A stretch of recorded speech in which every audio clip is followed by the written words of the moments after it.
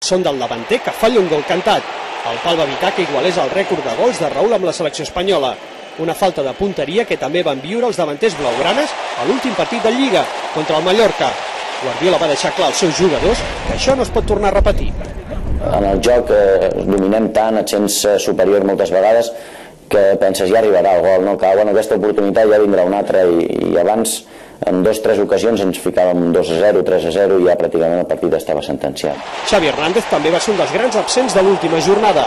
Per sort, aquesta aturada a la Lliga li permetrà tornar per al maig contra l'actual líder del campionat.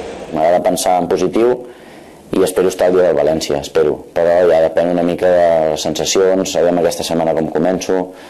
Els metges i els fisios em diuen que podré estar. El migcampista català és un dels grans exemples del planter blaugrana.